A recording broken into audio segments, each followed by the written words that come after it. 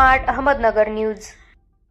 भारतीय वायुदलाचा 93वा वर्धापन दिवस मोठ्या उत्साहात साजरा। श्रीरामपूर प्रतिनिधी। श्रीरामपूर शहर आणि तालुक्यातील माजी सैनिकांच्या वतीने भारतीय वायुदलाचा 93वा वर्धापन दिवस श्रीरामपूर शहरातील शहीद स्मारक या ठिकाणी प्राध्यापक भास्करराव निफाडे यांच्या हस्ते शहीद स्मारकास पुष्पचक्र वाहून मोठ्या उत्साहात साजरा करण्यात आला। यावेळी प्रमुख पाहुणे म्हणून मराठी विभाग प्रमुख प्राध्यापक भास्करराव निफाडे आपल्या मनोगतात म्हणाले की भारतीय वायुसेनेची स्थापना दिनांक 8 ऑक्टोबर 1932 रोजी ब्रिटिशकालीन भारतात झाली। त्याकाळी त्याचे नाव रॉयल इंडियन एअर फोर्स असे देण्यात आले होते व 1947 साली आपला भारत देश स्वतंत्र झाल्यावर या दलाचे नाव बदलून भारतीय वायुसेना दल इंडियन एअर फोर्स असे करण्यात आले। 1932 ला स्थापन झालेल्या ही वायुसेना दलाचे शौर्य, कौशल्य आणि समर्पणामुळे भारताने जगभरात एक आगळेवेगळे स्थान निर्माण केले आहे। भारतीय वायुसेना दलाचे ब्रीदवाक्य नभस्पृश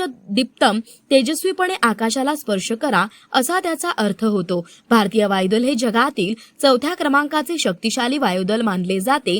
अनेक अत्याधुनिक विमानांनी वायुदल सज्ज असून राष्ट्रीय आपत्ती, नैसर्गिक संकटे तसेच सीमावर्ती भागात संरक्षणात्मक कारवायांमध्ये वायुदलाची भूमिका अत्यंत महत्त्वाची ठरते। आज एअरफोर्स दिनानिमित्त देशभरातील नागरिक व जवान सर्व वीरांना सलाम करत आहे।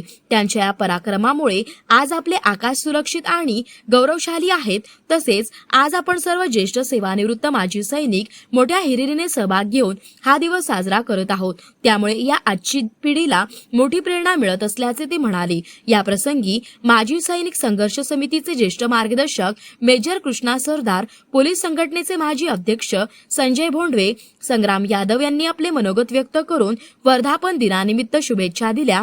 या कार्यक्रमास मेजर कृष्णा सरदार, बाळासाहेब बनकर, संग्रामजीत यादव, अशोक कायगुडे, चांगदेव धाकतोडे, भगीरथ पवार तसेच शरद तांबे, छायाताई मोटे, गोविंद जगदाळे, घनश्याम मिसळ, कासार, सिन्नरकर, राजू शिंदे, रामदास वानी, असलम शेख, अनिल लगड, पोलीस संघटनेचे माजी अध्यक्ष संजय भोंडवे, शिंदे, किशोर भोसले, मोरे तसेच 57 महाराष्ट्र बटालियन एनसीसीचे अनेक कॅडेट्स मोठ्या संख्येने यावेळी उपस्थित होते। कार्यक्रमाचे सूत्रसंचालन मेजर बाळासाहेब बनकर यांनी तर आभार प्रदर्शन मेजर अनिल लगड यांनी केले।